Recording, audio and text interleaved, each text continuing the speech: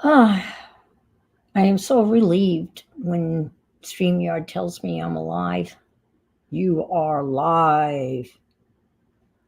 Ooh, it's such a relief because sometimes I don't not sure whether I'm alive or not. Ooh, such a relief. 'Cause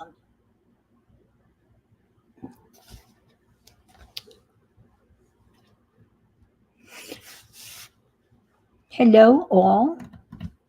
I know you're there somewhere, somewhere over the mountain. It says three of you are watching. Okay. Had something odd ish. Hi, Miriam. Oh, it must be really late for you. Thanks for being here, Miriam. Hi, Candy. Hi, Angie. Thanks for popping in, showing yourself. Oh, I have pink hand Sandra Louise at Mama Two's place. Hi, Sandra. Welcome, welcome, welcome. Hey, if you haven't subscribed to my channel, I would certainly appreciate that. I checked it out and I've lost another subscriber. They're dropping like flies. I don't know where they're going, but they're leaving me. It's crazy. I look at the year. I look at the weekly report. They give you a report. Oh, you did really well. Blah blah blah. You had so many likes, and you did this and you did that. And then I look at my subscribers, and I've lost another subscriber. I don't know where they're going. I shower before I come on. I don't think I stink. Maybe I don't know. But I'm glad to see all of you folks here. It's a good thing. So I'm sitting here thinking about what I'm going to do. I think about it all week. It may not appear that I do, but I think about it. I ponder it all week long. And then, right at the last minute, I'm still scrambling around thinking, hi, Chris. Good to see you. Chris enabled me today. Yes, she did. I have a spirograph and I have a plastic one. And I didn't know they made a metal one. And I was amazed at how well you can read the numbers because on the plastic one, it is so hard to read the numbers. But on the metal one, I was very impressed. So, what did I do? My little fingers, instead of walking through the yellow pages, my fingers scroll through Amazon. And yeah, and it comes in a metal case and it's not that expensive. I love spirographs. I mean, you can get so totally lost in those and just spiral away. And I'm looking forward to a new one. Oh, well, that makes sense. Yes, she is the originator of me. That's for sure. She is the originator of me on live stream. That's for sure. Um, so say hello from Aussie. Okay. Wow, that's awesome.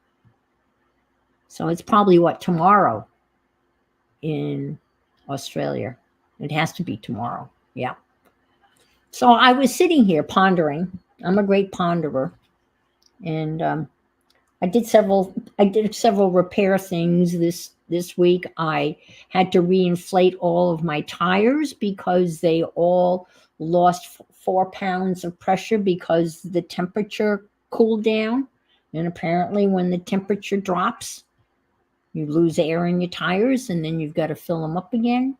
And every time I go to a gas station to use one of their air things, they usually don't.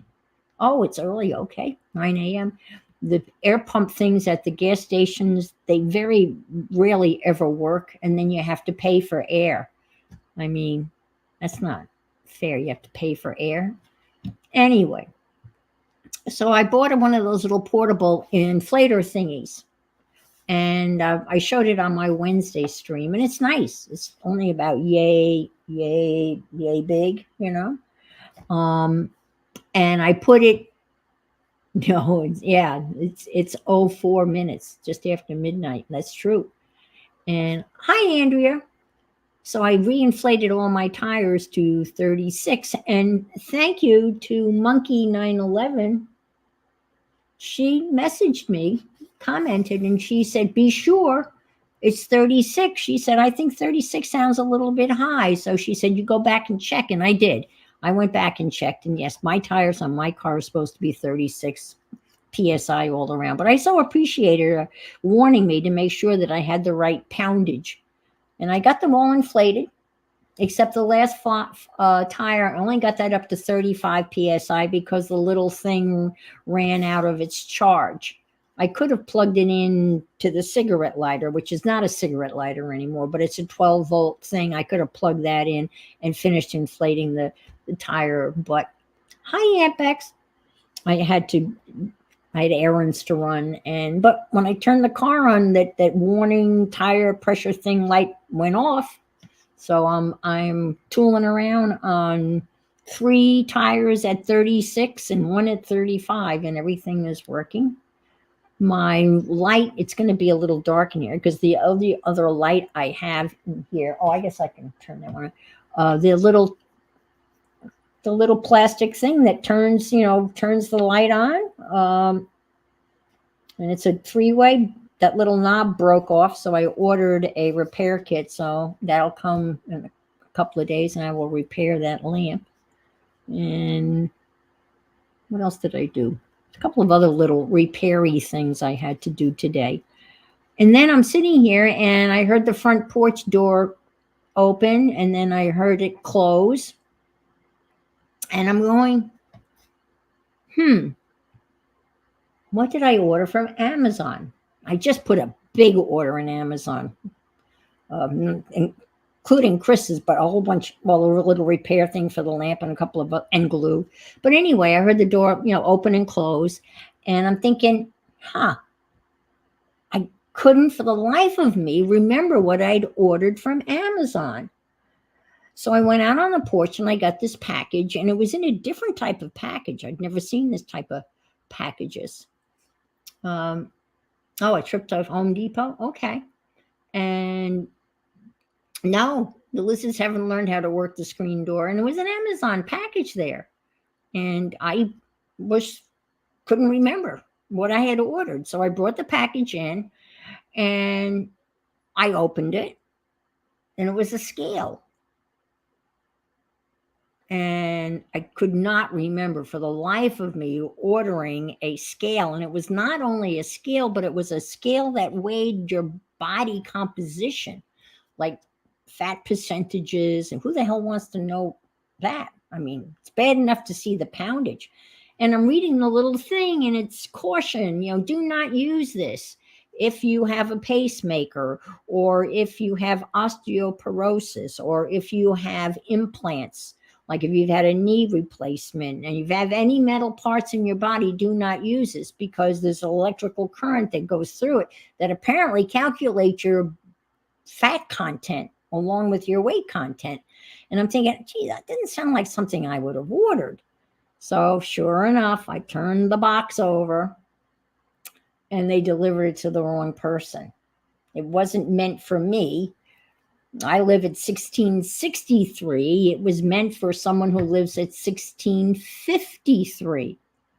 Doesn't it? It's a beautiful scale, though. It's very high tech, but you got to put your feet on these metal discs so it can send electrical currents and calculate your fat. I know. And I don't want to know that. I don't even want to know what I weigh. I mean, you kind of know what you weigh by how your clothes fit anyway. So now I have to find this woman. I don't know. I mean, she's got to, obviously, if I'm 63 and she's 53, she's got to be a couple of houses in north of here and on this side of the street, because this is the odd side of the street. Oh, you have a scale like that? So I have to return that. I mean, I guess I could be a bitch and contact Amazon and say, hey, you delivered the package to the wrong place, and make them come back and re-deliver it. But I guess, because I've got metal parts in all parts of my body. I've got lots of metal parts, and every time I go through every time I go through security at the airport, I light up like a Christmas tree.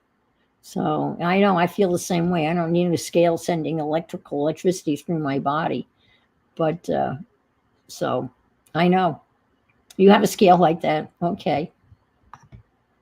I had an old fashioned doctor's scale. I had a with the weight. I didn't move that when I didn't move that when I moved. I left that behind. Someone took it.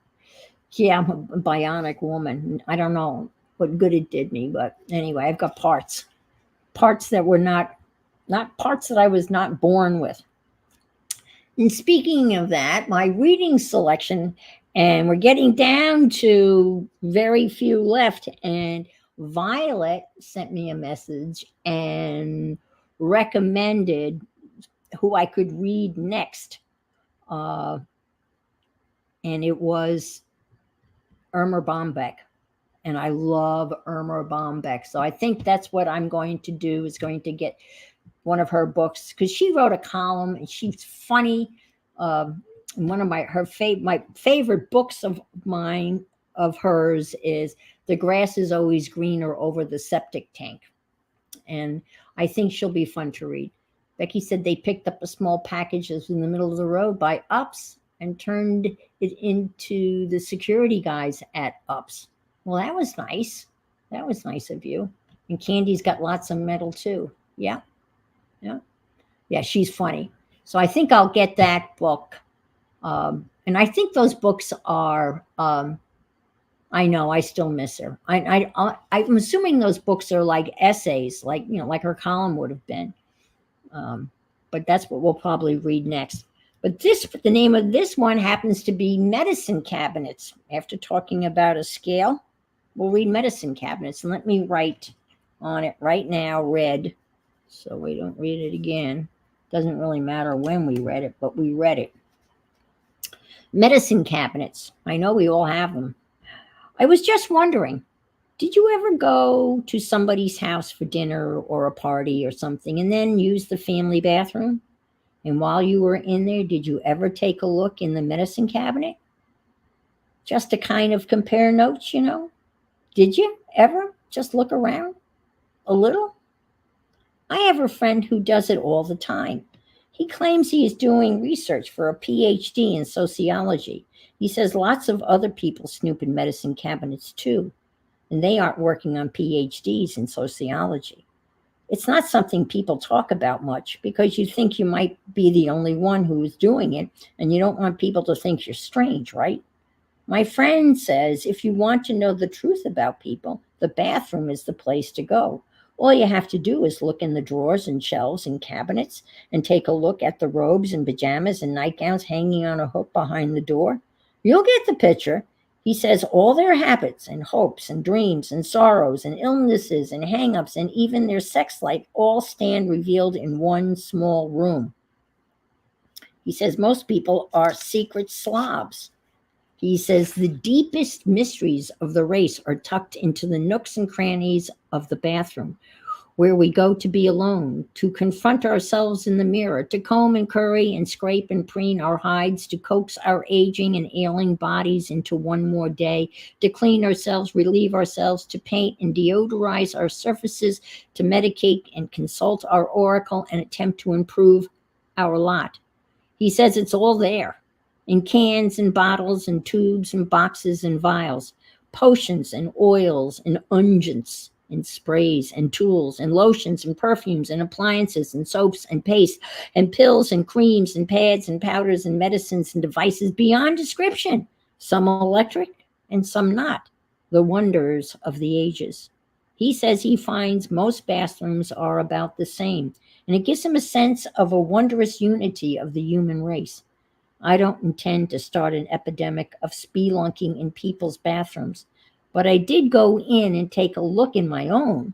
I get the picture. I don't know whether to laugh or cry. There I am. Go take a look. It's your own temple of reality. And from now on, please go to the bathroom at home before you visit me. My bathroom is closed to the public. I can honestly say I've never looked in somebody else's medicine cabinet, but that's an interesting observation. I guess that's kind of true when you think of all the stuff that we have in our bathrooms and our medicine cabinets. Yes. Hi, Julie. Good to see you. Yeah. I thought that going through other people's stuff at their home it is rude. Yeah, your mom would have been ashamed of you. Yeah, absolutely. Absolutely. It's not something that most people think of doing. Hey, Cal, haven't seen you in a while. So nice to see you tonight. That's super. Good. Good for you. I'm glad you're here. Hi, Barbara Clark in California. Eureka. So we're getting there.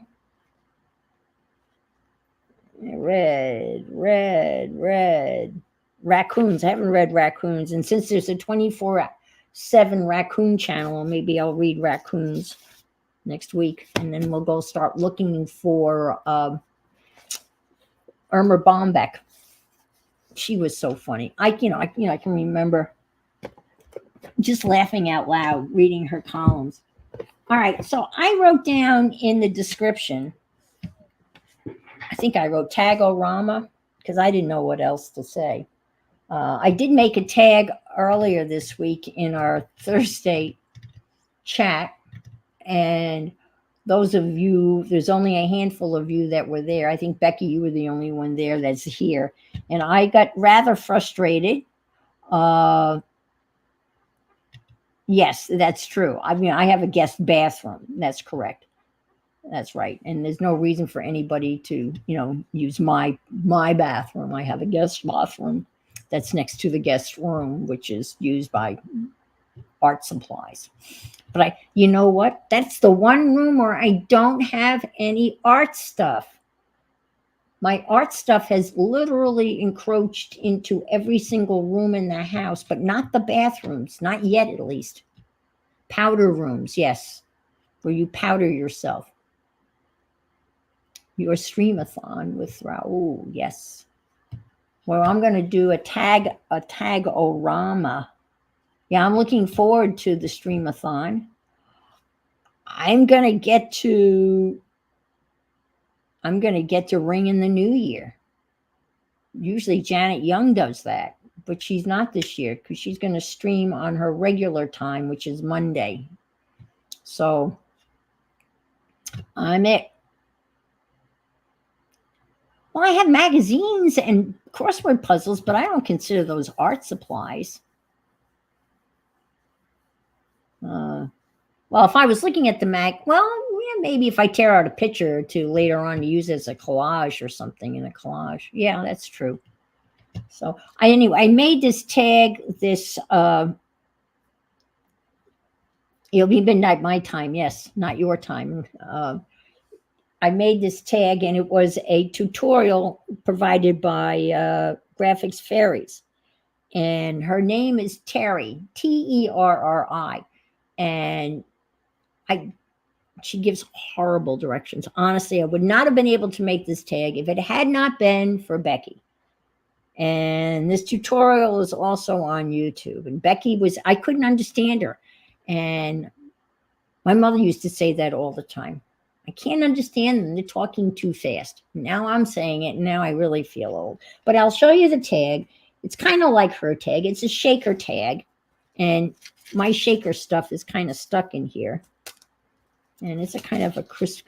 I'll stop shaking it so you can see it. Well, let's focus. Focus. Focus. Come on, focus. Anyway, here it is. And I don't know why it's not focusing. It should focus. Let me hold it up here. Maybe it will focus. But that's the tag. And it's got stuff inside of it, little beads. And I did a little glaze on her. So that was the tag. And I did some sewing because I love to sew on my sewing machine. I like to do that. So that's the tag. So I thought I would make some, not Christmas tags.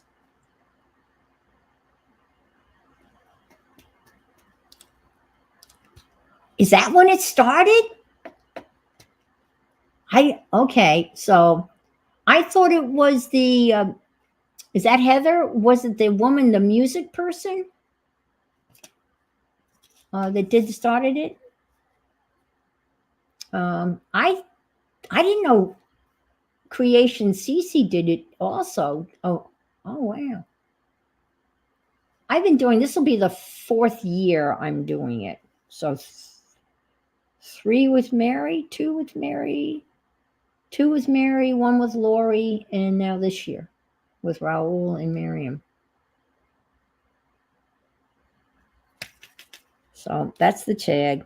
And it was hard to find she was not very clear as to where the graphics were on Graphics Fairies. And I was looking all over.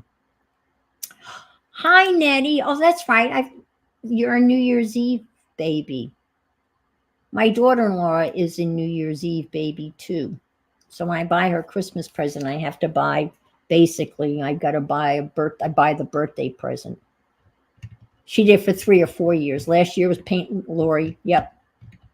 And this year we're going international. I have various things, and I'm sure you do too, maybe, I'm assuming, as crafters. You save clothing tags to make into tags. And so I've got a whole bunch of those to make into tags. Some of these are really nice, and these are Timmy tags. And so I thought we have this size, various sizes. Let me move this up a little bit. Maybe that's a little bit better. So we got this size, and then I have some tag die cuts, and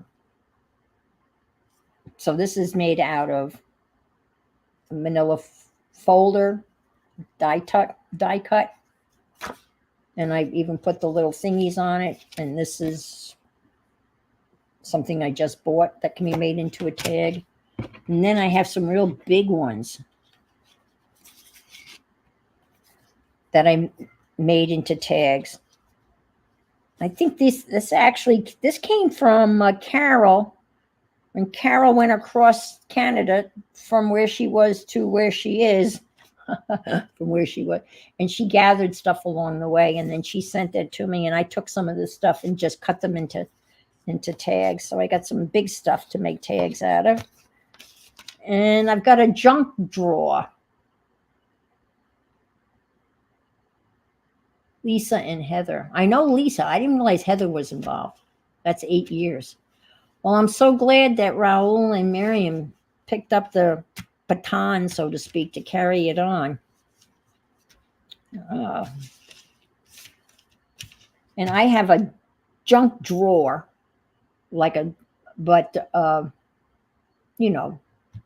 of just stuff that you don't know what to do with. When you want to clear your work area, you just shove it. And this is my shove it drawer. So I'm going to bring down the shove it drawer, and we're going to take a little walk through this. This is almost like going through somebody's medicine cabinet. If I can, well, I have this in there, which doesn't belong in there. That's my color wheel. It doesn't belong in there. I am sorry. I am so washed out. Let me see.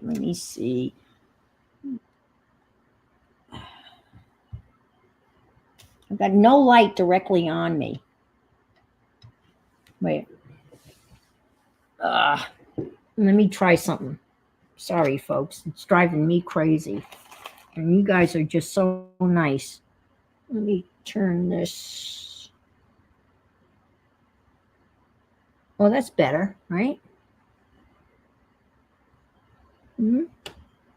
Oh, that's much better. Because now it's completely dark over here. But it looks good there. All right. Let me turn my gin lamp on.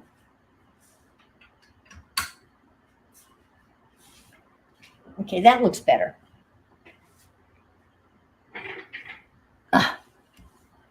I think that looks better. Okay. All right. Okay, so here it comes. This is the junk drawer. I gotta move this over here.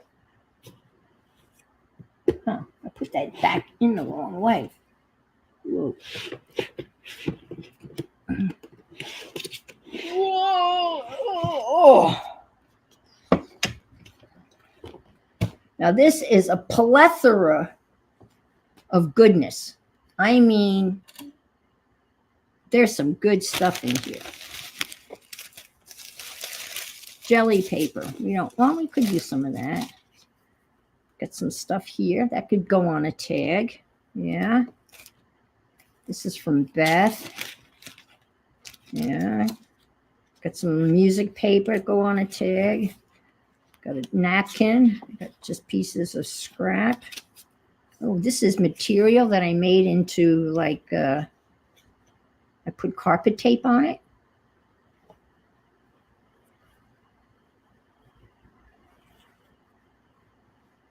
He is better. I can still only stream from 1 to 3. It'll be nice to be back. Okay, that's good.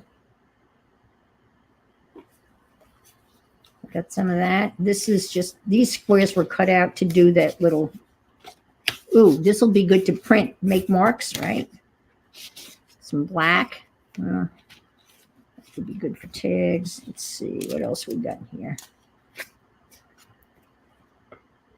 This is, I just sewed some scraps papers together. Ooh, I'll put those on the tag, maybe, yeah. Okay. I tried to empty this once. Oh, thumbs up would be great. I really did. I tried to empty this one and I got it down. I really got it down, and then it got filled up again. And I ordered these little ladies, so I'll stick some of those on tags because they're kind of fun. These little ladies. All right. And I got a deer. I think that came from Becky. All right. Well, let's start. Oh, some lace. Let's start with this because that's probably enough to make a couple of tags. The cooking channel. From you to me, made by hand. The cooking channel. Why would I write that? I have no idea. No idea. All right. So let's make some tags. I have no idea. I've got something wrapped up in here. Oh, okay. Be happy. Hi, Christine. And what's in here that's so neatly wrapped up? I don't know. Let's see. Some painty papers. What's in here?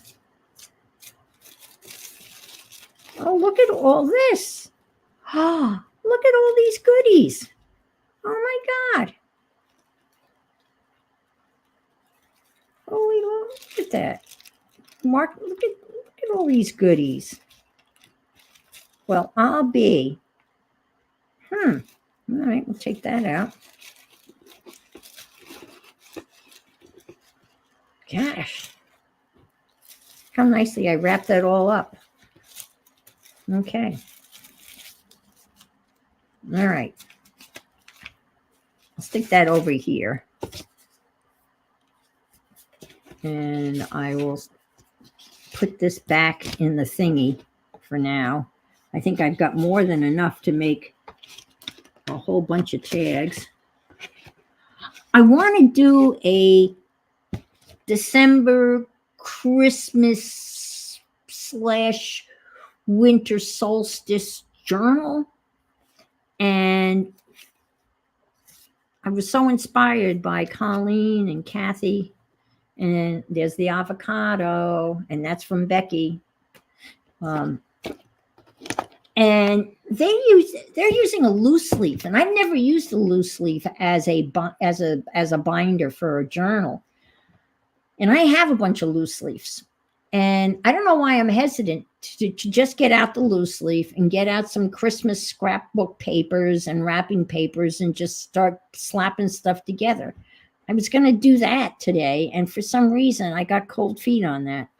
So I just don't know why I can't get my head around that. It makes no sense why I can't do that, but there's a lot of that I don't do that it doesn't make any sense. So All right, let me put this back up over here because I've got plenty of stuff.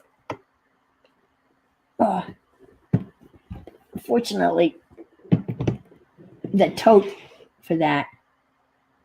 Oh, I have a sticker on it too. And it says, how to win friends and influence idiots. Well, that's a nice sentiment. Yeah, there you go. All right, and this is the thingy for the Timmy thing, which I've never used. Not sure what that's for. I guess you put paint down on that. Oh, I could do that. Anyway, all right, let's see if we can't actually make something instead of me just jabbering. I don't think so. I saw their journals. I don't think they're. Are you sure? Because I've been watching that. I don't recall a loose leaf for their December Emperor. I could have sworn that they were, they had made their journals. Maybe I was thinking of her planner. I'm not wrapping any gifts. It's just going to buy gifts under the, just going to buy gifts under the, I'm assuming put gifts under the tree that way. Yeah. Well, do you remember back in the olden days, people would save the paper and open it very carefully and save it. And you would just be, especially if it was your present that they were opening, you just want them to rip into it.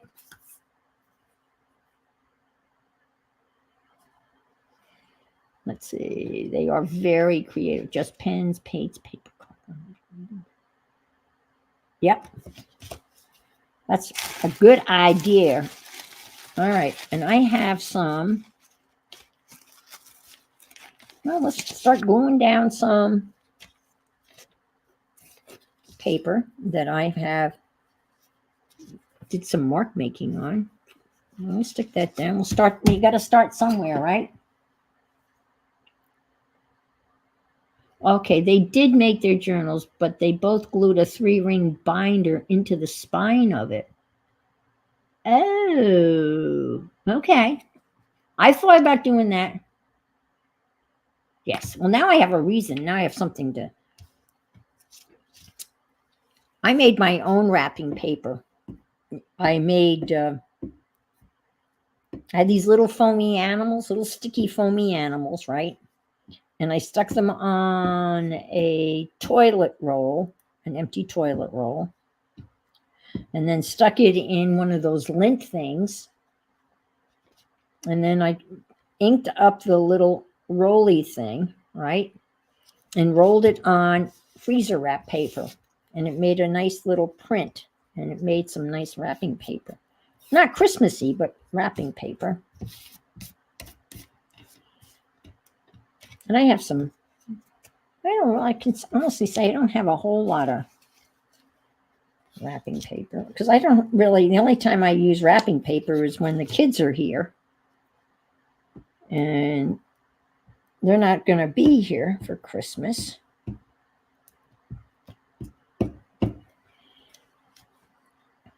They were here 2 Christmases ago.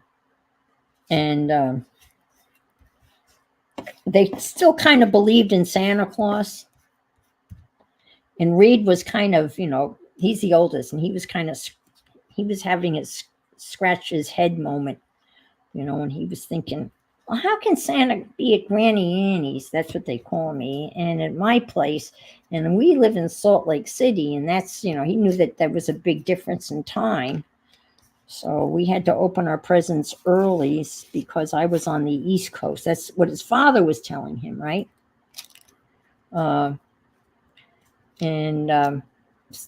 So Richard had taken them.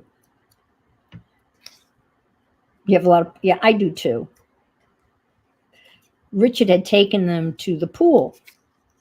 And while they were at the pool, I had gotten out all of the presents. And they were all wrapped, and I put them under the tree. So when they came back from the pool, Santa had been, so to speak, right? So Richard was watching Reed at the pool, and Reed went. There was a lot of kids in the pool because they were visiting grandparents. And Richard saw Reed go up to one of the kids and ask them about, hey, when do you open your presents? Because he was starting to put two and two together. He was trying to find out, like, this didn't sound right. So he was questioning some other kid at the pool as to when they opened their presents to see whether this opening them early because Santa had to make up for the time difference. But now he doesn't believe. I mean, it's hard once they get to be, I think 10, you're pushing it. His younger brother informed me today when we were FaceTiming, he informed me that there was no Santa. He said, it's just mom and dad. And I said, yeah, but the spirit is there. So Reed's playing hockey right now. Hopefully, he was supposed to. I didn't get it. I'll have to watch the replay. He was suspended by his parents for bad grades, but he played this afternoon. They're playing for the championship in Provo, Utah. That's obviously something that I did, some sort of scrappy thing I did. Yeah. From Daytimer and snaps into a leather journal they made. I'm going to make a snap in cover for this block. I'll have to go back and watch. I tried to do their December Ember, and they had a lot of free downloads. And I have all of the printouts and downloads from last year. See, this is some mark making that I did. I like that. Look at this. And I got the eyes. This is a foamy stamp that I made. And the eyes, I just made one eye, but they made them so that you can use them, just put them side by side and you have two eyes. I'll have to check. I really enjoy watching the two of them. They're so talented. And now Louisa is part of Timmy's design team. Rightly so.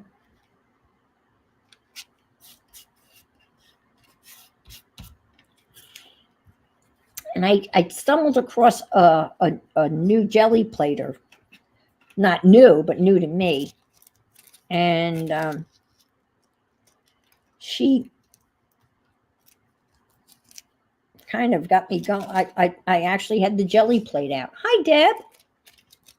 This afternoon, and I actually thought about jelly plate printing. And then I thought better of it. But she made it seem, she didn't do anything different than anybody else does, but for some reason it seemed to make sense to me. Because those of you that know me, I have a love-hate relationship with my jelly plate. We just don't seem to see eye to eye. Ha, ha, ha, ha. Look at this. What is this anyway? This looks like graph paper, doesn't it? Oh, I know what that is. You know what that is? That's black tissue paper. I thought I had bought bleeding tissue paper. You can buy tissue paper that bleeds, so you get this really neat runny look.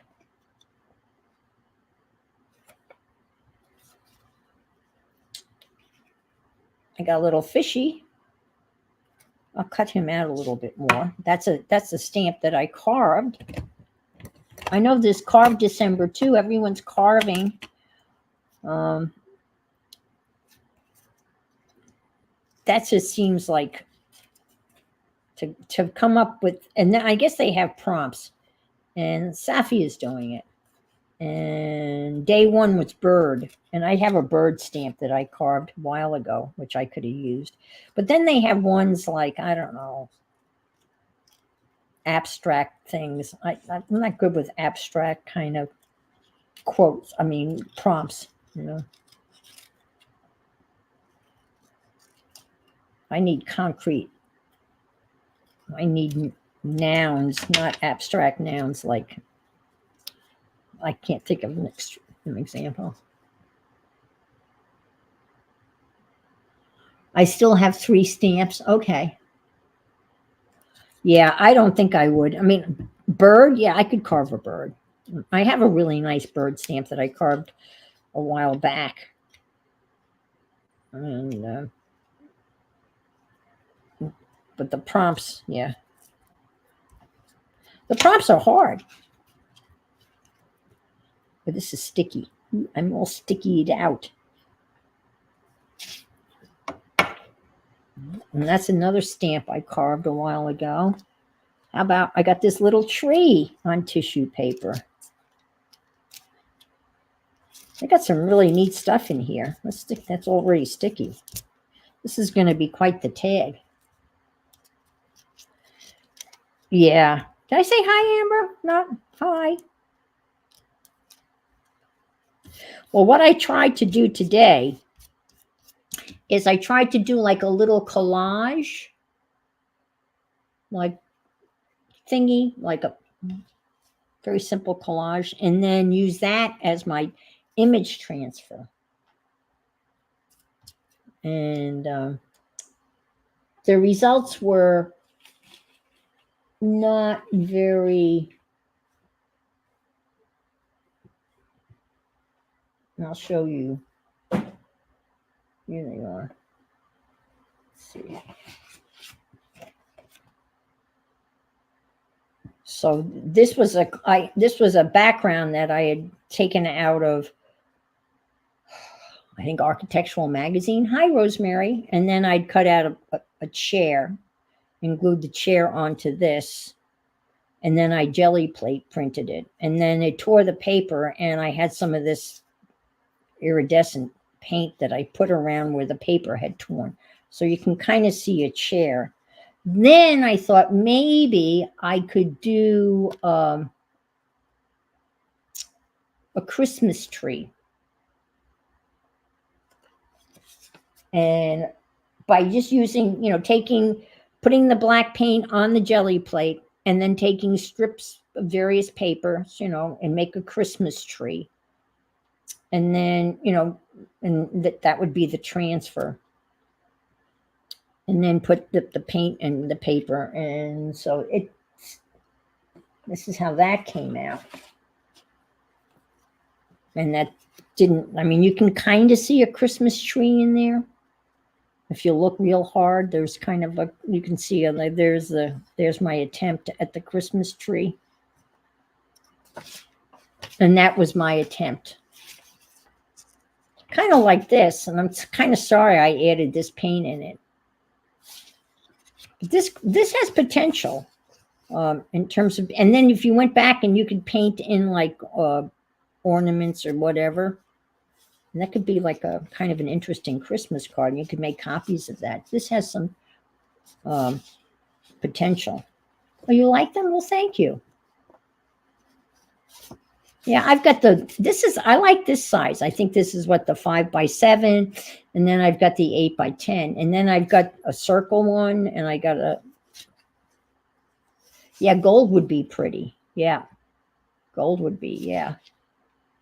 So that was my earlier attempt. And then I cleaned up that mess. And then now I'm just making tags out of, I got into this one little package of, these are from Fodder School. That's what this is from. These are Fodder School endeavors. Let's stick that there. I got a lot of neat stuff here. Gosh. Okay.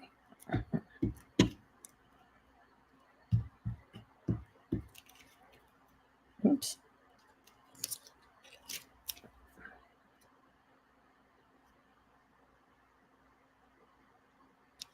That's a stencil.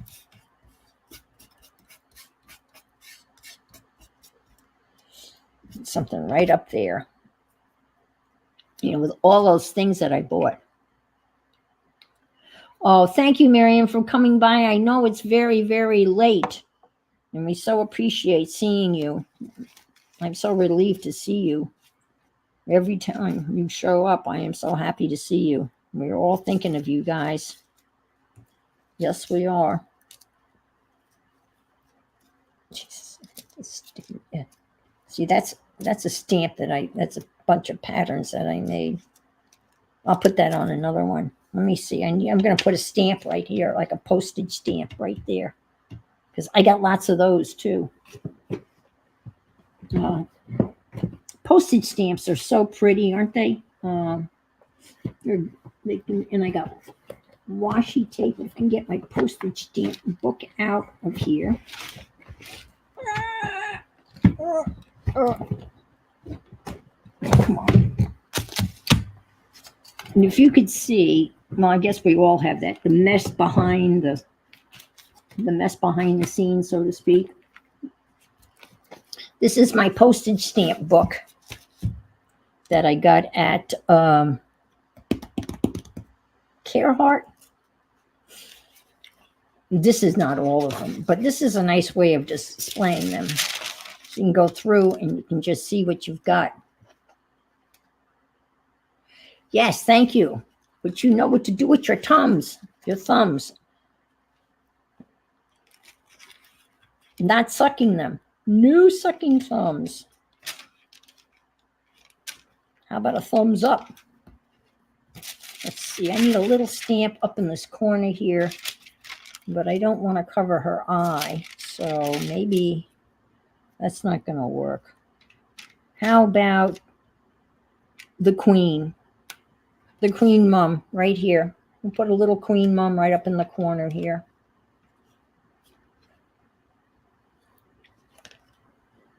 There we go. Hi, Beth. Thanks for the thumbs up. Not that baby powder. I'm not sure. Baby powder. For what?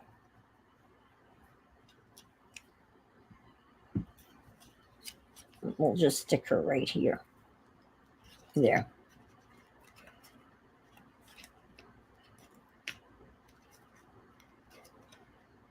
Okay. Let's trim this baby up.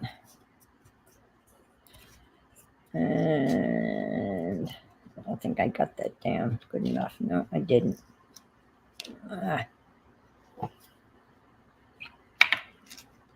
This is 2 pence. That was a long time ago when a stamp cost 2 pence. For sure. All right, stick her up here.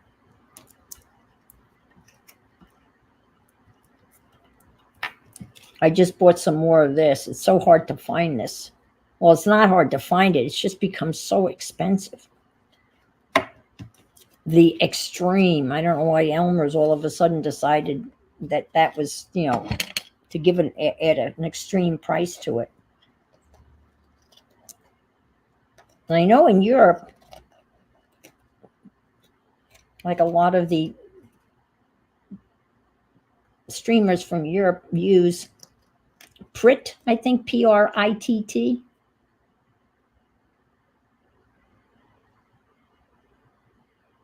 Oh, that's cool. That terrifies me. When I watch Beth and Chris and others felt, when they start jabbing stuff with that needle, that just scares me to death. I think I would end up like a pin cushion.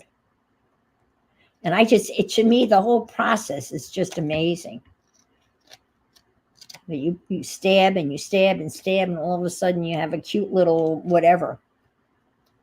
I like this with this under her eyes. Looks very mysterious. Yeah, it's kind of the Pritt. Yeah, That's what seems to be the one that's the most popular in the streamers in across the pond, so to speak. You know, I'm gonna I'm gonna I'm gonna do the other side too. Why not? Who says you can? Why, who says you should only do one side?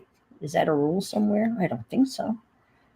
If I want to do the other side, maybe with bigger pieces. This is another stamp I did a while ago. I guess I have more carved stamps than I.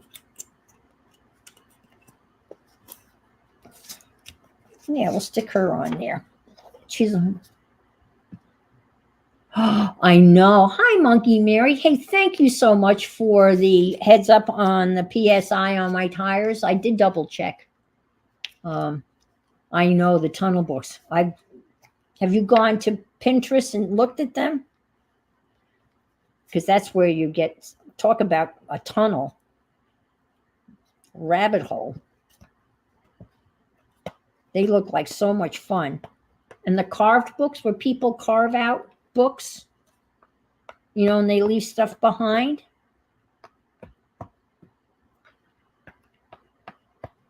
I did one of those. Yeah, that's right. Tanya and Lisa, they did that. They did that, what? I'm going to say at least 2 years ago.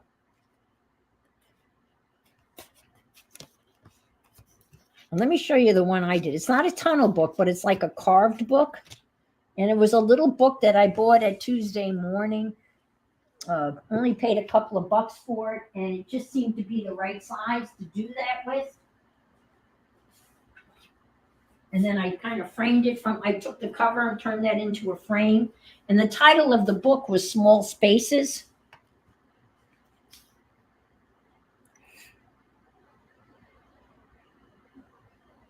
The leg is horrible. So this is these are all little pieces from the book, and it's layered. As I carved down into the book, I cut out and then stuck them in the side. And the name of the book was My Small Space. So I've got little bicycles in there, and this is the actual book. And I turned that into the cover,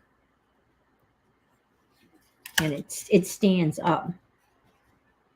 But it's kind of fun. You start looking at it. I've got like little feet hanging down here, and lamps, and bicycles, and you just kind of layer it and then start sticking them into different layers.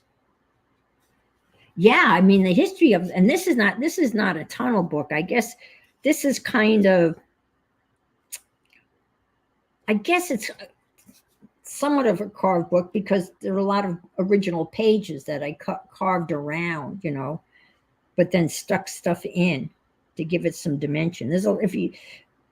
I guess you can see if you look, there's a lot of stuff that's way back there. There's a Grateful Dead album cover back there. Yeah, that was a lot of fun. And there's the book. You can see where I took the cover and turned it into, yeah. I saw somebody that did it was unbelievable. And I actually bought a used copy of Grey's Anatomy, not the TV show. It's kind of more, yeah, it's like a 3D. Yeah, Grey's Anatomy. Again, not the TV show, but the actual textbook. And they actually carved through that and left, parts of the skeleton and stuff. Oh my God, that was just unbelievable. Really cool stuff. But the tunnel books are really neat. And Rosemary, who's in the house, I do believe, she did a tunnel book type kit for bees. Was it bees? Yeah, I know. I bought a used copy of it, thinking I might attempt that. Um, encyclopedias are good too, like a kids illustrated encyclopedia where there's big pictures and you can carve around them. I started working on something like that. But Rosemary had I think it was the bee kit, and you kind of built it, but not not like a tunnel book, but it kind of ended up being like a tunnel book. There was layers that the frame got smaller and smaller, as I recall. You use the Amazon brand glue. Yeah, I do too. I go back and forth between the Amazon glue, but Amazon had a much better glue than they have now. They had a white glue, not the purple stuff, and they've stopped making it. And I don't know why, but they stopped making the white glue. Now they have the purple glue, which is okay. And the good thing about the purple glue is you can see where you've glued, which can be handy, so because you know where you've got this little. I can't get over this little package of goodies. My gosh. Well, that's just scribble. But look at these. And the coffee things. The coffee. Oh, look at this. My gosh. This is a thing that this is rubber bands. And obviously some gold leaf too. But this is rubber bands put around a toilet tube thing. That's just a hockey game. Rubber bands that are put around a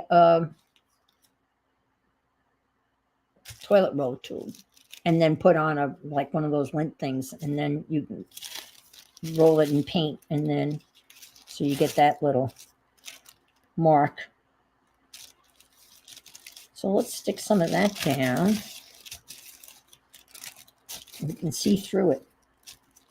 So let's do this. Can you see what I'm doing? Yeah, let me do that. Take a little gold, right? Threw in some gold. I don't know. That's the gold stuff. I don't know why I would be putting gold, but who knows what I was thinking. You never know what you're thinking.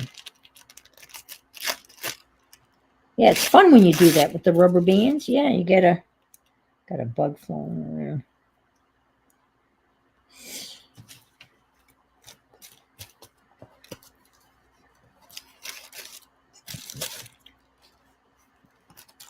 Had a dead cockroach.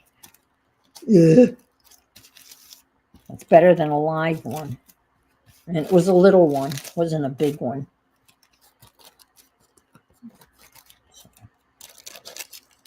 Or in Florida, they call them palmetto bugs. Which I don't care. They can call them whatever they want. It's a cockroach. If you want to give it a fancy name, be my guest. But a cockroach is a cockroach as far as I'm concerned. There was a little one. It was only about yay big. And it was dead. But you know what? When you see a cockroach on its back, it's not necessarily dead. It's just playing dead. It's not dead. Or it's in the throes of death, but it's not dead because you go to move it, and all of a sudden it's moving. I had lunch with my sister-in-law who lives down in Delray Beach. And we meet in Vero Beach, which is about halfway for both of us. It's about an hour and 15 minutes drive, right? And she was telling me the other night she had gone to bed, and then she woke up, I don't know, maybe at 2:00 in the morning or whatever, and she just knew she wasn't going to fall back to sleep. Yeah, it's wiggling, little friggers. And it was wiggling. And so she got one of the Swifter thingies, you know, and she wrapped something around the Swifter, and then she went to squish it. And of course, she didn't kill it because she was squishing it on a carpet. So when she thought it was dead, it was still alive. And she killed it with her hands, with her bare hands. I'm like, oh my God, Leslie. Oh, I almost jumped when she said she had killed it with her hands, with her bare hands. Oh my God. I have tile floors. And the way I kill cockroaches, I drop books on them from about 3 or 4 feet up. I'll take a stack of books and just drop them. And then I'll leave it for a couple of days so all of their guts can dry out and become not as gross and slimy. Mice don't bother me. They've got fur. Hi, Leah. Mice are cute. No, give me a mouse any day over a cockroach. Spiders don't bother me. Cockroaches, they just, And the little lizards, they don't bother me. Okay, Barbara, enjoy your bite to eat.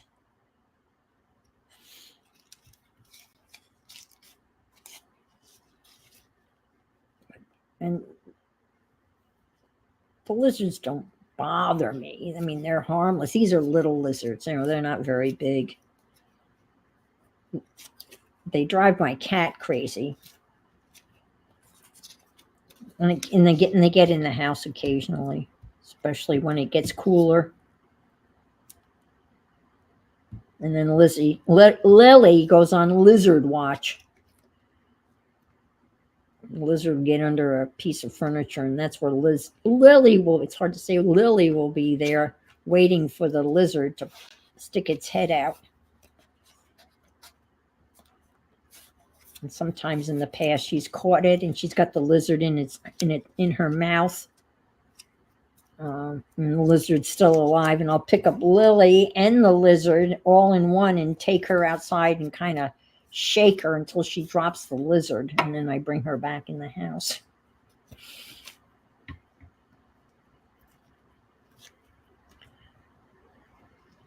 Occasionally she'll eat them, and then she'll throw up, and then you just have lizard parts and tails.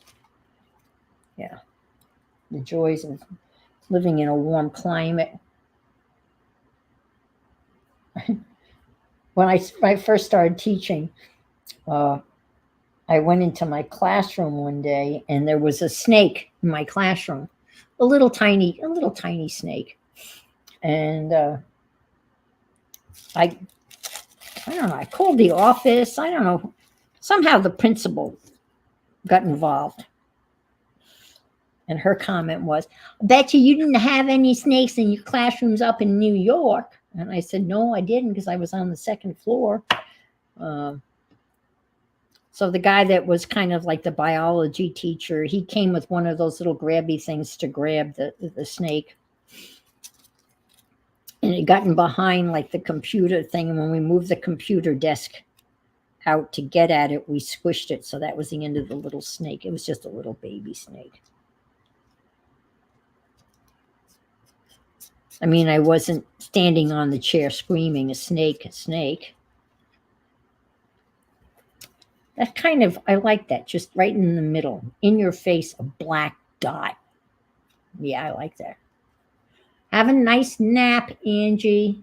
See you in 5 minutes. Hi, Janice. I don't think you said hi. I'm sorry. Saw you come in and didn't say hey. Can you see the bicycle? What I'm working on over here is really, the area that I'm working in is really dark. But when I look at the image on the YouTube image, it's nice and bright and sharp and everything. But I'm kind of in the dark. I mean, let's use some of these. I bought them. I love buying stuff and then I don't use them.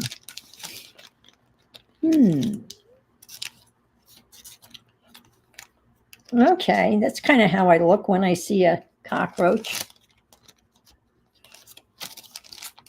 I like that.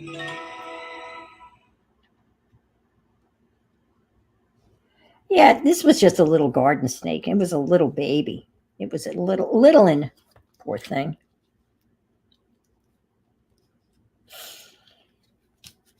No, Wes was going to set it free, so to speak. What do you think? Yeah, why not? Just set it free.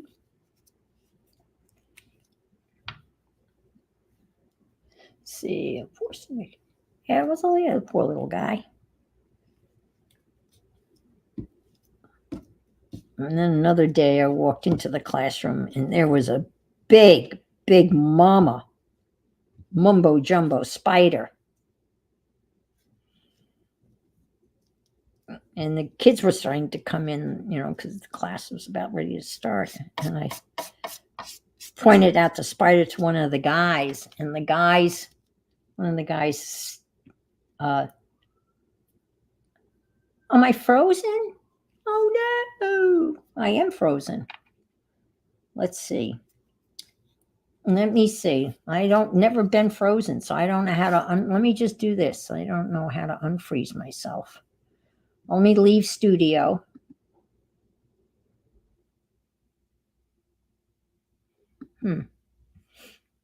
I am frozen. Okay, I can't. It won't let me leave studio.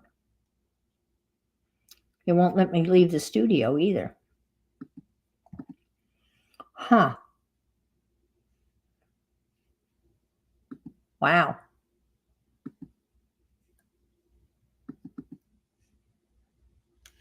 Let's see. No, I have to do it on the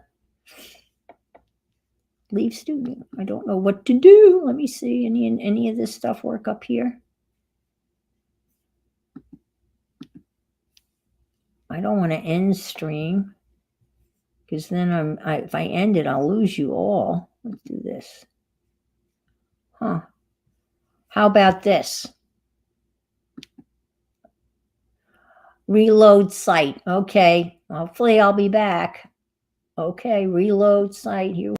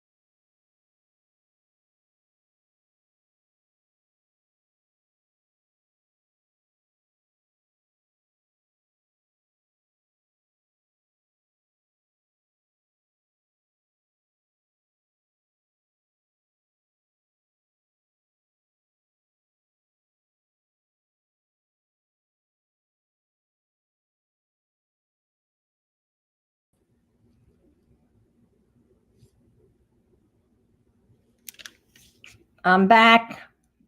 I hope you're here.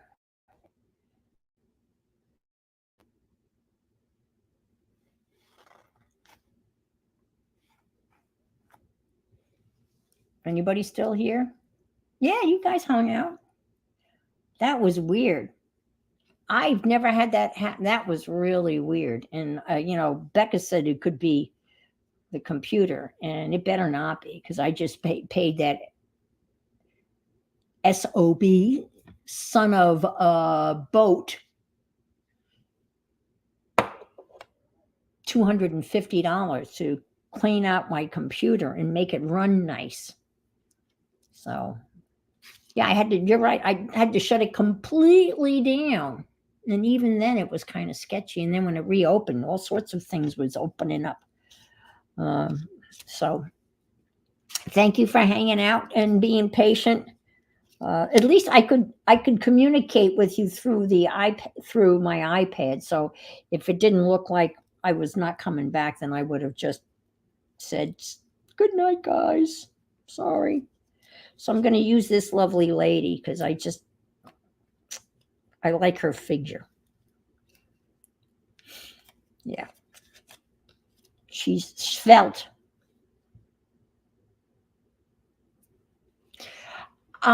It shouldn't be the internet. I've got my internet has got full. All the bars are full, and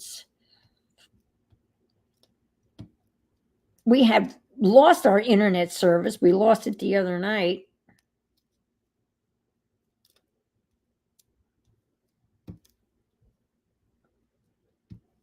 But I was able to watch TV with the Spectrum app on my phone because I had to use data. I don't have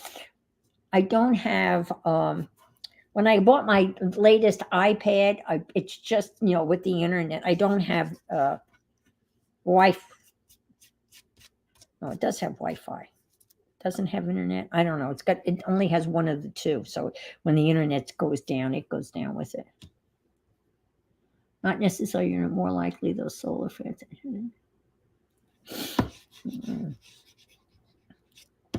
Or it could be a satellite. I mean, they're shooting off rockets. On average, SpaceX is launching a satellite every Wednesday. And one went off at about 1 o'clock. No wind, no wind. They launched something about 1 o'clock this morning because my house rumbles. Like, you can feel it. The house kind of shakes. Doesn't shake it. There's a low rumble that you can kind of hear, and then the window, the door on the porch rattles, and I'm still choppy. Okay.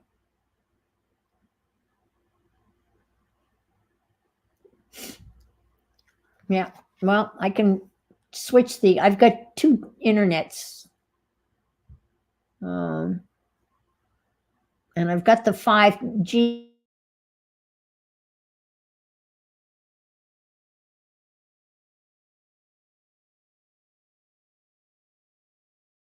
Choppy like that when I took the computer in.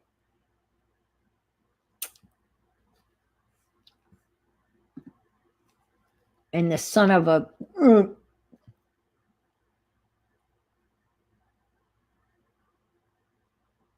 I am using StreamYard. Yeah. Anyway, I think I'm kind of back.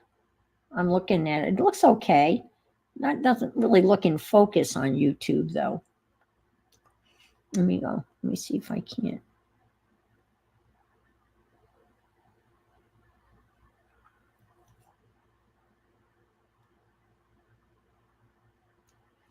Well, I got the other side of this. So now I've got a two-sided. It's not too bad. A two-sided tag. Side one and side two. This needs something here, though. That's not. Whoops.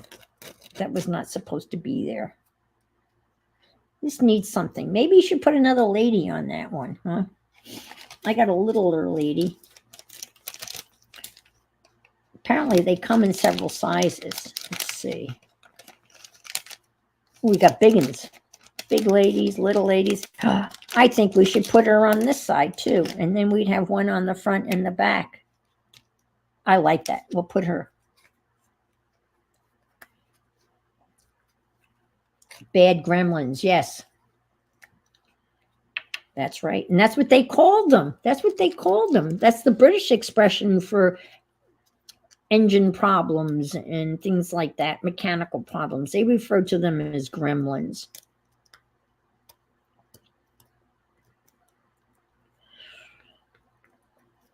Ronald Dahl, Dahl, Ronald Dahl. He wrote a lot of like children's stories.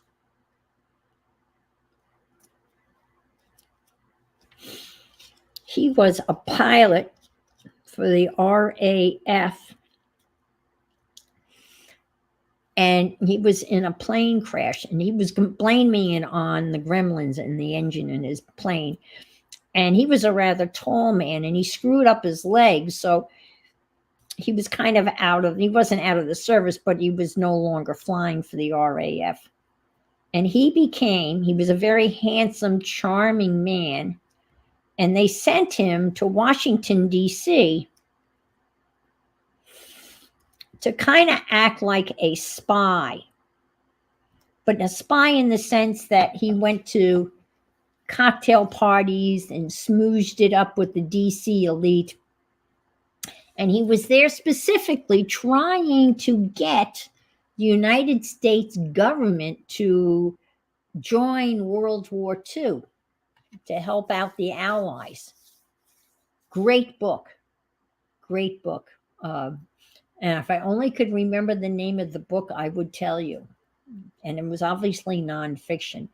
And it was a book about that time, and not necessarily, it wasn't written by him, but he's in the story as basically a socialite slash spy trying to get into the inner workings of the United States Senate to get them to become involved in the war in Europe.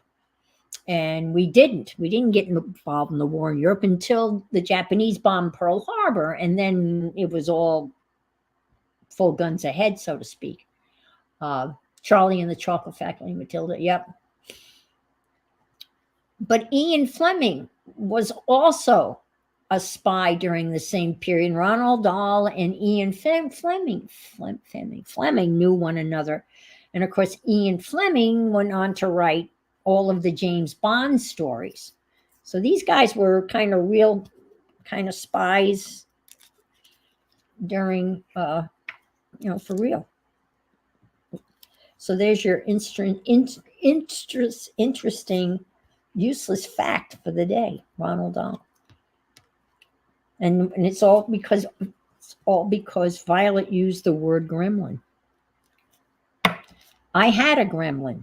I had the car, the gremlin. I wish I could remember the name of that book. I think the name of the book was Tuxedo Park.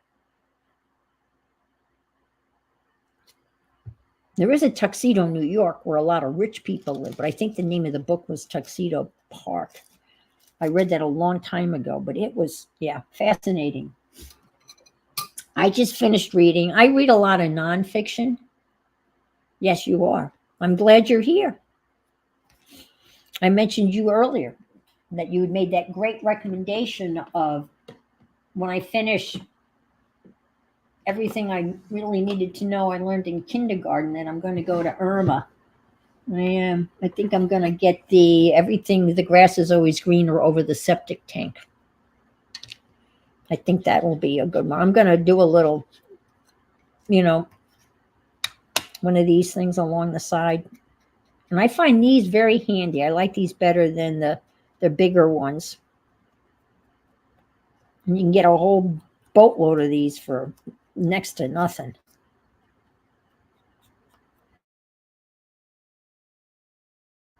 Oomph. Tuxedo Park, I think.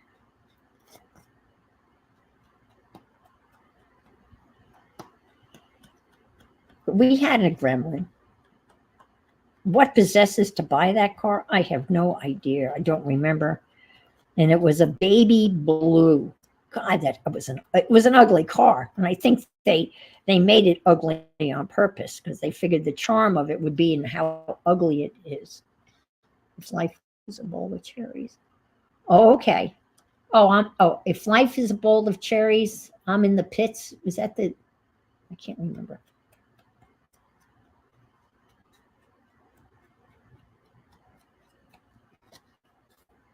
Let's see.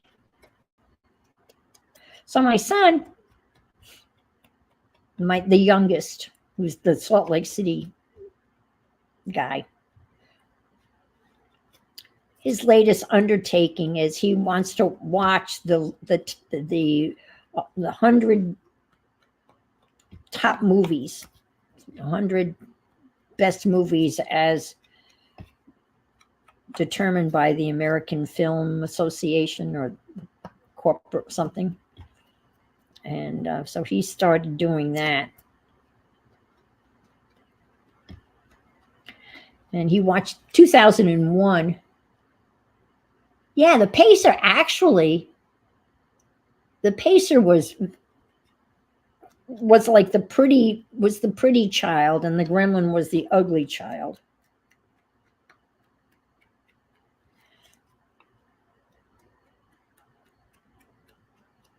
Yep, baby blue, and it was manual. Three on the floor.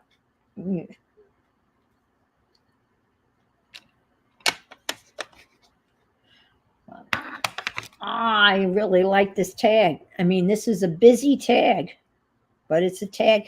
We punch a hole there and, make it pretty. Yep. 3 on the floor.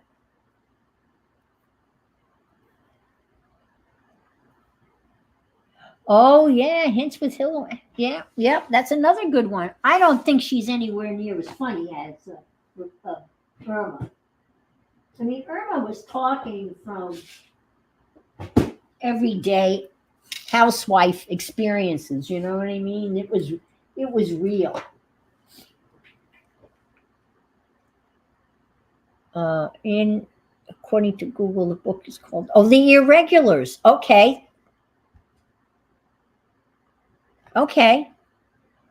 That sounds okay.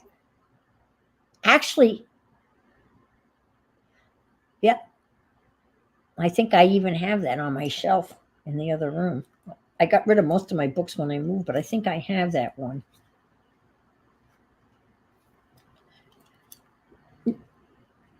Yep, that's right. Thank you, Amber. Thank you for looking that up. Let's do that.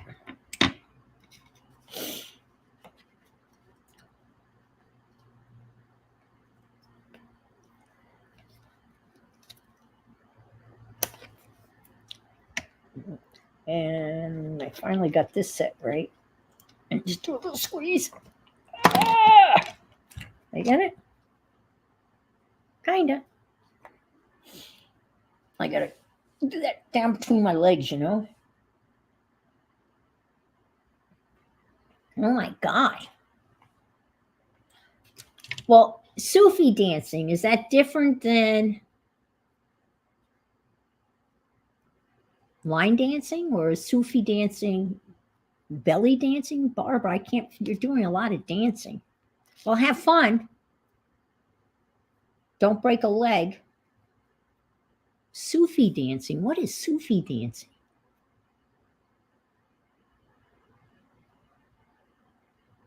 In chat, sphere, yes. Now, I made this beautiful tag, and I did not put a dent in this pile of stuff. And I think I'm going to make another one. As long as you guys are willing to hang out and listen to me bullshit, I can make another one. So this one's got a little bit of everything. And I really like her. I think she really makes it.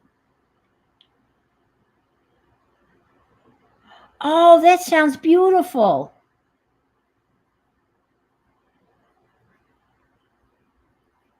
That's very cool.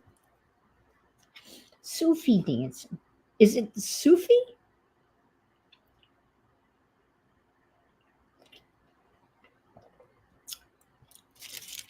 Barbara does the neatest things. I tell you what, she is one cool lady. Well, that's what came to mind, twirling dervishes, but I don't think they're twirling.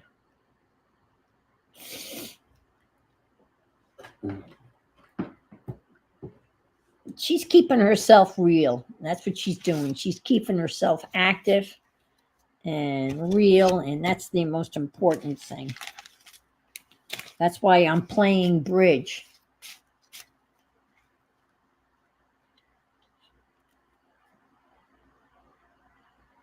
Oh, that's wonderful. That is super. See, that's like made for there.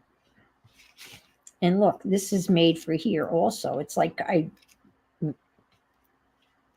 did that. I just started putting paper down and just sewing it.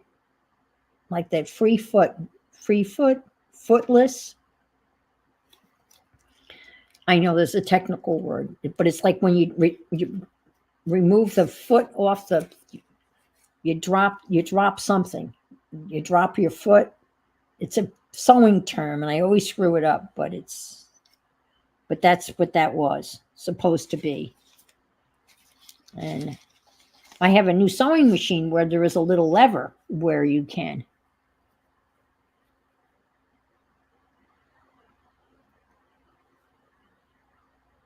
Yep, we do. Absolutely, Barbara. We need more of that than anything else, for sure. This is going to be cool. And you know what I'm going to use? I'm going to use double-sided tape for this because this is, yep.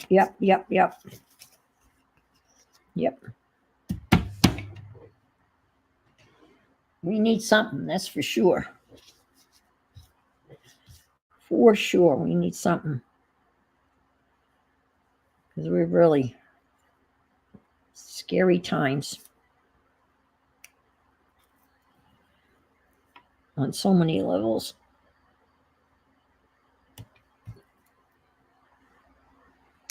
I say, I don't know how people do that when they're doing this. They put their finger there and they tear this like it's easy. I never can do it.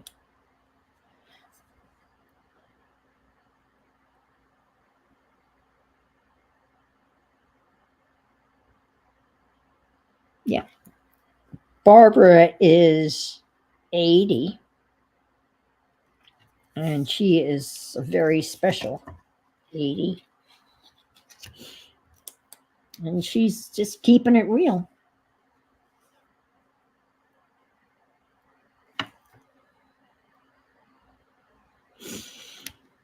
I read a really interesting thing on Wednesday stream about kind of our generation, us older folks, and what we've witnessed in the 3 decades or so.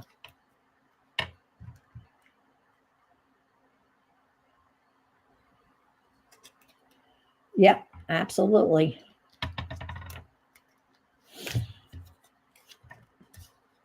Yep. Can't argue.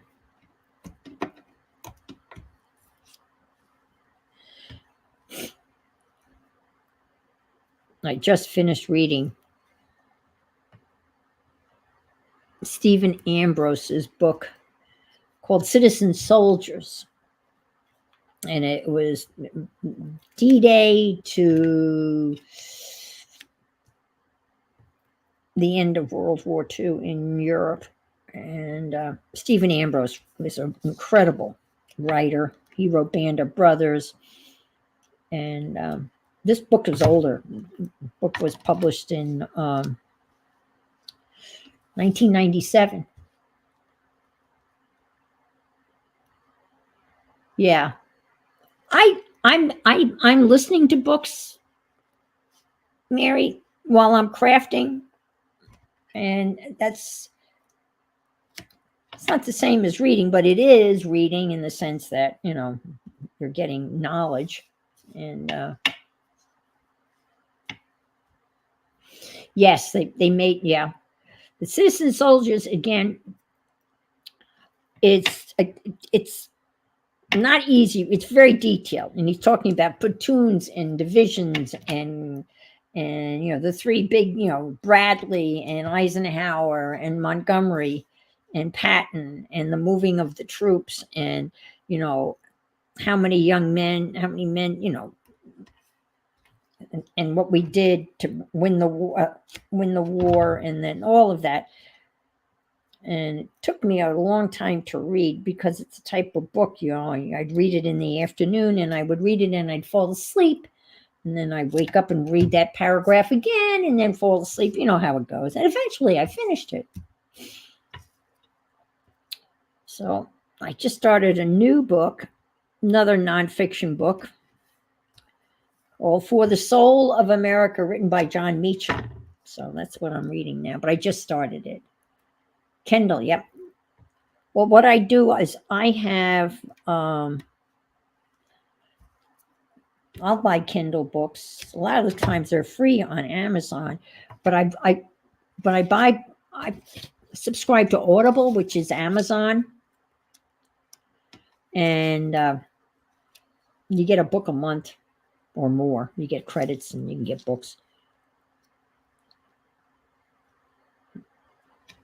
But then I can read books also. But I'm not a mystery book person because I can never figure them out.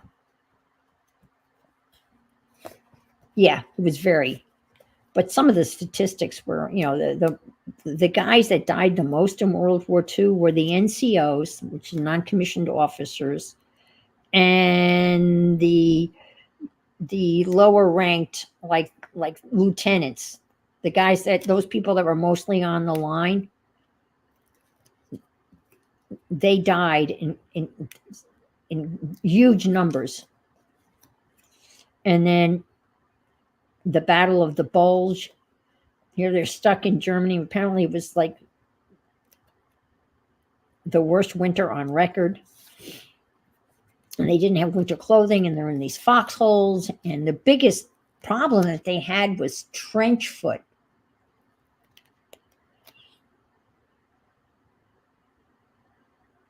And, guys were losing their feet, toes were being amputated, and were given, every night, it could be, 20 degrees out, and they could be in a foxhole, right? And their instructions were take off their boots, take off their socks, put on dry socks, the ones you had on the day before that dried out, that were kind of frozen. Put dry socks on and then put your boots back on, and to prevent trench foot. And some of these guys, I mean, they were really, that whole thing. And trench foot was obviously really bad in World War I because it was trench warfare. And for World War II, it wasn't trench warfare. There was foxholes. And the only difference between foxholes and trenches is that the foxholes were not connected. If you connected the foxholes, then it would have been trench warfare, obviously. So, and a lot of information about. And the medics, oh my gosh, what the medics did. And, at least the Germans and the Americans respected the medic and the ambulances and paused enough for the people to remove the wounded and the dead. Not so the Japanese. The Japanese, if you were a medic and you had the Red Cross or the White Cross on your helmet, they took great delight in taking aim and shooting at those guys. If you've ever seen the movie or read there's another gruesome story, Unbroken. about the guy that was captured by the Japanese. And they had survived, I don't know how many days at sea. They were a plane that was shot down, and they were floating around in the Pacific for a long time before they unfortunately were picked up by the Japanese and then were put in a Japanese POW. Whoops, there goes the POW camp. And I think they made a movie of it. God, talk about mistreatment. Oh, awful, awful, awful. Anyway, let's talk about something a little bit. I wish I could. I don't read anything like, oh, well, I just finished a book called Disneyland. And it was about Disney, that land, you know, where Disney is today. It was a very interesting story. What was there before old Walt came in and saw, and I, came up with an idea to take that swampland and turn it into a world renowned resort.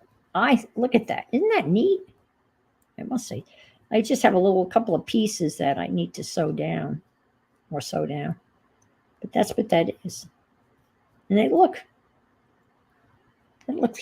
kind of, it's very, very busy. I'm into very busy tonight. I'm doing a lot of, and then this side, all righty. We're doing good.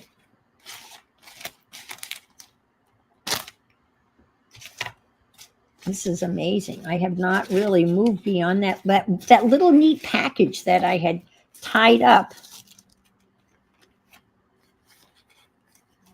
God, there was a lot of neat stuff in there. I don't know what I was doing. Oh, I know what that is. I bought, when they brought back it was Timmy, the Dopper. Oh, yeah, he was. Definitely. He was definitely a visionary. That is a perfect way to describe him. He was a visionary. I know some people are Disney haters and some people are Disney lovers. I am a Disney lover. Just saying. I love Disney. I love Disneyland. I've never been to Disney World. I've only been to Disneyland because I live in Florida.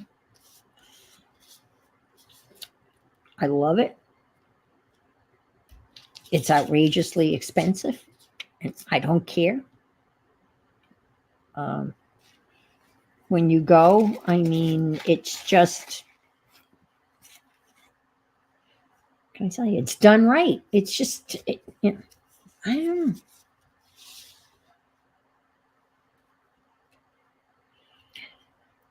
We've been several times with the kids, with the grandkids. And I just got talk about, I'm just going to glue these down. I don't know. These are just talk about, you can't get any scrappier than I am. This is serious scrappy. Agatha Christie. Yeah. It's funny because I watch mystery shows on TV. I just subscribed to BritBox. I don't read them. Did I have that ass backwards? World is in Florida. Okay. Of course, I would have that ass backwards, Becca. It's me. Thank you. Thank you.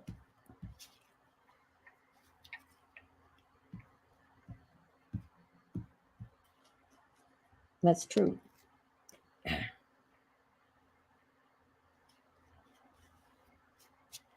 Yeah, we're really close. We could be in Disney World in a parking lot in Disney World in an hour and 20 minutes, an hour and 15 minutes. And we could easily go to Disney and come home and go back, but I like staying at Disney. And my favorite place to stay is Fort Wilderness. You have your own little house in the woods, cabin in the woods. So we did that twice over the years. And I love that. I love staying in the cabin. Park your car right there. Acorn TV is good. Okay. Oh, your daughter's in Spring Hill. Okay. All righty. Dana's not here today, but she's up that area too. And of course, Beth is on the East Coast in the New Smyrna area. We keep on threatening to get together, don't we, Beth? One of these days, because we're not that far apart. We could easily meet for lunch. I'm sure we could find a Carrabba's somewhere. I don't do Florida. Oh, okay. Well, I've been doing Florida for 23 years. I don't particularly care for Florida, but this is where I ended up. You know, you never know where you're going to end up. And this is where I ended up.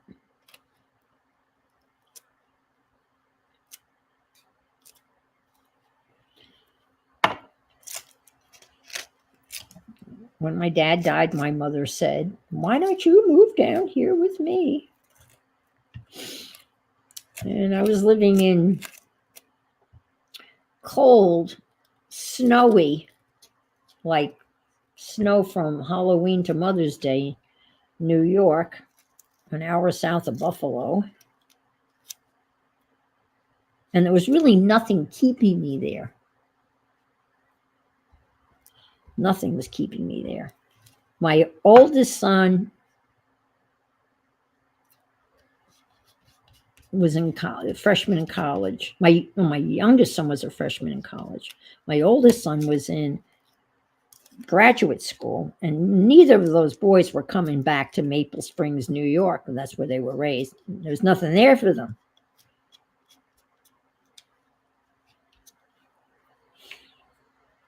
So that was 23 years ago, soon to be 24 years ago. And that's where I ended up. You left Wisconsin? Okay. Yeah, you just don't know. You know, if someone had said to me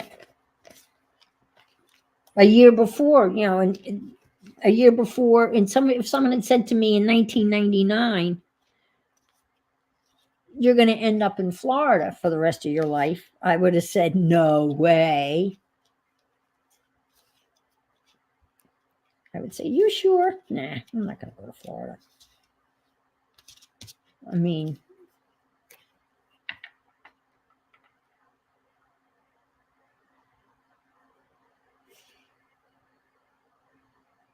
yeah, I would really, 26, I tried to live in Florida, and if it had not rained every day, I would be okay. All right, there you go. That's right. I forget you're in Texas. Yep. It's just, you don't know. You just don't know what circumstances. You know, I guess it all depends on the season, Becca, because I can't remember the last time it rained. And of course, in Florida, you have the season of terror, which I call is the hurricane season. And we've been very lucky. At least the East Coast has been lucky. Not the West Coast, but the East Coast has been very lucky in terms of hurricanes in the last couple of years. And I would give me a blizzard any day over a hurricane. That's for sure. Absolutely for sure. The heat and the humidity is. You lived in Orlando is really hot because it's central. Orlando's in central Florida. You don't get. There's always. I live about 10 miles as the crow flies from the Atlantic Ocean, and there's always a breeze. In Orlando, there's no breezes. It's really hot in Orlando. That's right. I don't know where I'm going, but I know where I've been. Yeah. But you don't think of, my dad was in the Navy and he had planned to make the Navy his career. And then he ended up with a, a fungus that got in his lung that was indigenous to the valley, the Coronado Valley. And he was stationed at Coronado, the Navy base in Coronado, and they were practicing night landings. This is after World War II. He was a naval aviator. They were practicing night landings, getting ready for the Korean War, when this fungus got in his lungs, and they didn't know what to do. They didn't know what it was. They didn't know what to do other than to remove his lung. And that was the end of his naval career. And I don't know, obviously, if he had stayed in the Navy, we would have moved around a lot. And I don't know. I mean, that's such a tough life. I mean, that's a special kind of, Dee Dee Willingham is military, and she's moved all over the place because her husband obviously was in the military and moved all over the place. And that's a different, but you just do it. And it's a different life. It's got to be hard on the kids, but I guess you just know that you just don't get attached. I think there's a certain maturity in those kids. They grow up a lot faster because they have to. Because there's certain responsibilities that they have that the regular, 9 to 5 kid, the kid that is not going to be moving every year or two or even more frequently, has to deal with.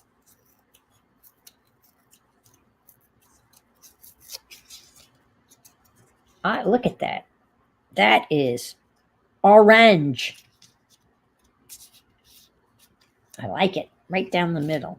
Let's just put some.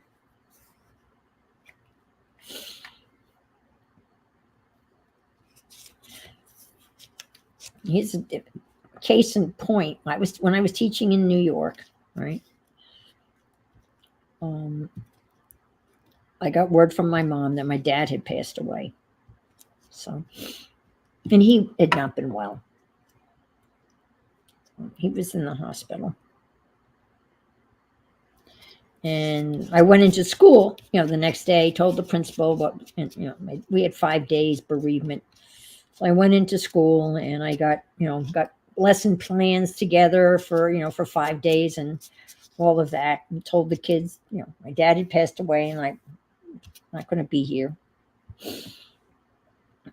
And at the time I had about 100 students, right? And not one of them said anything to me when they left, which is fine because they were 13, 14 years old. They probably didn't know what to say. So, but one did. One kid came up to me as he was leaving and he said to me, "I'm sorry for your loss." And he was a military kid. And that, I always remembered that. And I'm telling you that story now. And that was a long time ago. And who knows where that young man is today. But there was that level of maturity that he knew. And he came up and he was, very sincere, obviously, and just knew what to say. And I'm sorry for your loss, Miss Laura. So obviously I'm talking about it, so I'm still impressed about that young man. And he struggled. He was not a good student and, moved around a lot. And I can understand that. Look at this piece. I've got some pretty stuff. He was. think one hand it would be cool to travel around. Yeah, the moving around. Yeah, it's got to be hard on kids. But those kids have a certain, again, I think, and I could be blown. My observation is they grow up a little bit faster. You know what I'm saying? Hi, Malia. How is you all?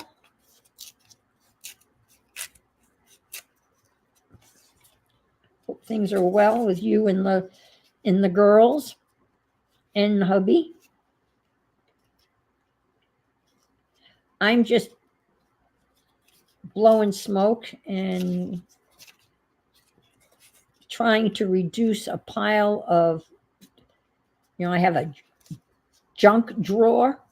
We all have a junk drawer. This is my junk drawer of scraps. And I don't know how old they are. And I had this one little bundle that I had very neatly tied up in a piece of deli paper. And I haven't gotten beyond that. It's been filled with all sorts of little bits and pieces of goody stuff. Oh, wow. It's in second grade. Oh, I bet.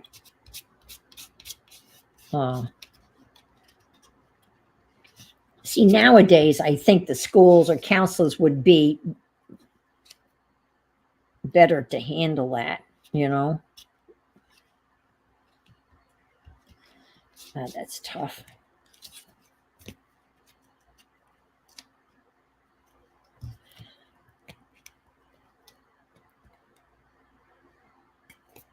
Well, you caught me live, but only for 3 minutes. But you caught me live.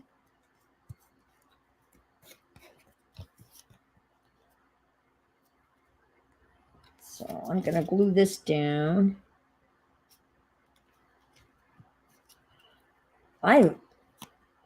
That was fun.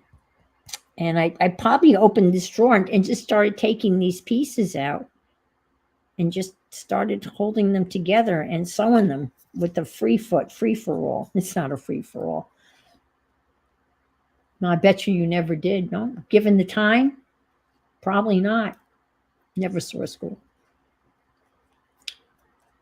Yeah, this I want to do this again, and I know what this is from. I made a whole bunch. I know exactly, and that was scraps from something. So scraps begot scraps begot scraps. It's like numbers. If you read numbers, so and so begot so and so begot so and so begot scraps begot scraps begot scraps, and so forth and so on. I was going to put that on. This is, people know, I collect the little things that where the boxes are made. Don't ask me why or how I started collecting those. But on the bottom of paper bags, they have this little thing about how they make paper bags. And it starts with wood chips that's made into pulp, that is made into paper, that is made into paper bags, and it's recycled. And this is the whole how paper bags are made. Do I have you doing it too? Isn't that amazing when you start paying attention that they come from all over? It's fun. I've got a whole bunch of them. And I even told you my ex-husband worked in a cardboard box factory outside of Gettysburg, Pennsylvania. And the town was called Biglerville. And damned if one day I got a cardboard box that had been made in the Inland Container Company in Biglerville, Pennsylvania. And that's where he was punching out boxes. And I thought that was pretty cool. This is very busy. You know what this needs? It needs one of those black thingies. One of those blacks. Oh, look, I found one. It's amazing. I could find any. I think it needs two. Oh, you can't do two, though. Not allowed to do two. That's against the law. Ask Barbara Clark. I can't say anything because she's not here, but she's the one that, you got to do three. Oh, I know. How about one of these ladies?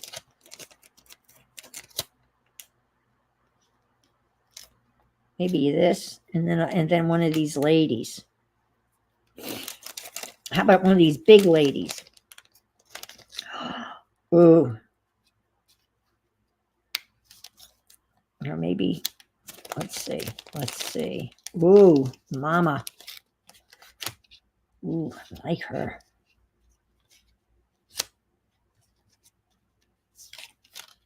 Oh. She's gorgeous. Look at that cupcake. What? Oh, I don't know.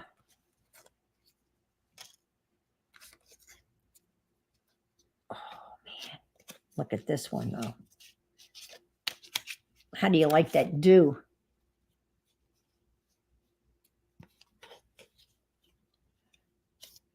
No paper bags in New Jersey? Really?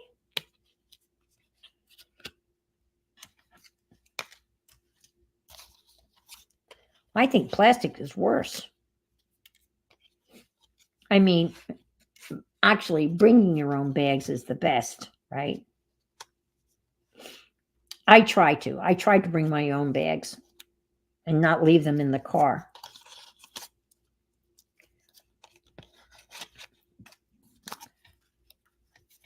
I mean, you can grow a tree. You can't grow, well, you can grow plastic, yeah. Apparently, they've done away with plastic bags in China. Don't ask me how I know that and whether that's true or not. I don't remember now. I was very impressed with that. These ladies are just fun. Fun. Ooh. Ah, I like her. I like her too. I like her. Well, why can't I have all of them? I'm going to have them all. So plastic bags or you bring your own. Oh, it's after 7. Oh, I got to go. Let me say goodbye. Plastic bags or you bring your own, right? They're usually on the front seat of my car, I'm embarrassed to say. Well, listen, folks, thank you so much for being here. I went over a little bit. So everybody have a great week, and and if you can't be good, certainly try to be careful and be good and have a good week. Bye. Well, if they'll let me end the stream.